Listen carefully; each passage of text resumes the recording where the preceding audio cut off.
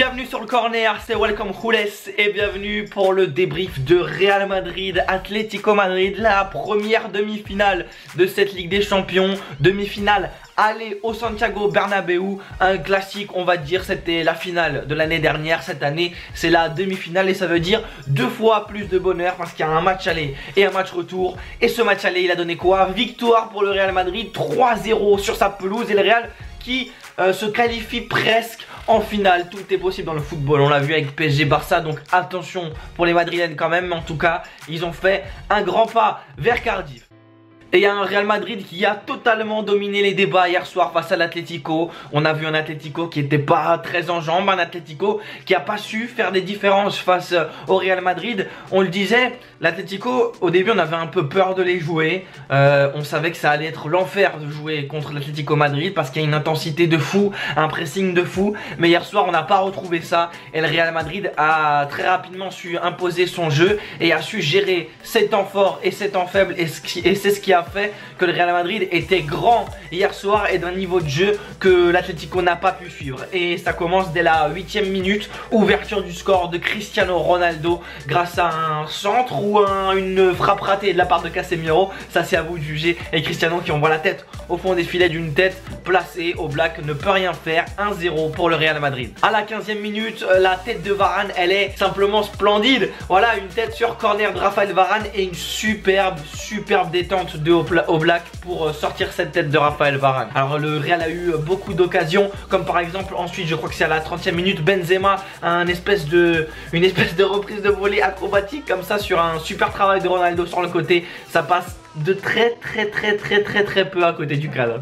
Et juste avant ça j'ai oublié, 17e minute, là on va dire la seule grosse occasion du match pour l'Atlético, une superbe passe de Coquet il me semble dans le dos de Raphaël Varane, Gamero qui passe dans le dos de Varane et qui se retrouve face à Navas qui pousse son ballon, mais Navas qui la sort juste de la main comme ça. C'était un super arrêt de la part de Keylor Navas. Et ensuite 72e minute arrive le deuxième but du Real Madrid, Benzema qui fait un bon travail, qui la passe à Ronaldo, qui a un contre favorable sur Philippe et Luis et qui envoie une reprise de volée en plein dans le but et ça fait 2-0 pour le Real Madrid, doublé de Cristiano. Et 85e minute, super travail de Lucas Vazquez sur le côté droit qui remet en retrait, Casemiro laisse passer entre ses jambes et c'est qui? C'est Cristiano qui vient mettre le troisième but et le triplé pour ce match.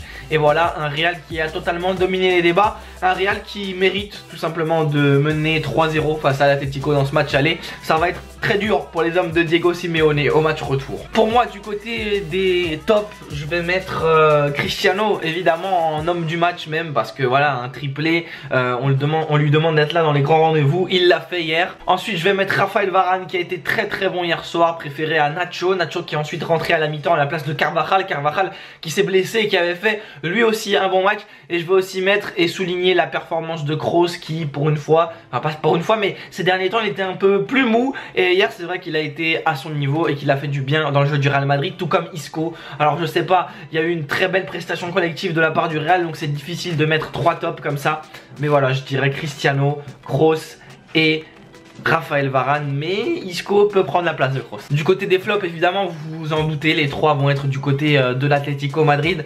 On n'a pas vu un Griezmann assez tranchant, c'est là que Griezmann doit être présent dans des rendez-vous comme ça. On l'a pas vu malheureusement hier. Après c'est pas que de sa faute, c'est de la faute entière de l'équipe on va dire. Je vais aussi mettre Lucas Hernandez, le français qui a été placé sur le côté droit pour essayer d'arrêter Cristiano, mais ça a été un enfer pour lui ce match.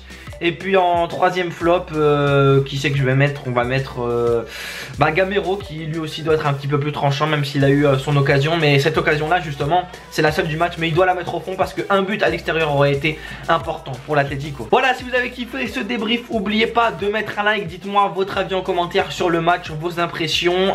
Pour vous qui va aller en finale, le Real ou l'Atlético? Et ce soir Monaco Juve, dites-moi aussi vos avis en commentaire. C'était Welcome Jules pour le corner. N'oubliez pas de partager partout et de parler du corner un peu partout. On monte ensemble et ça c'est grâce à vous.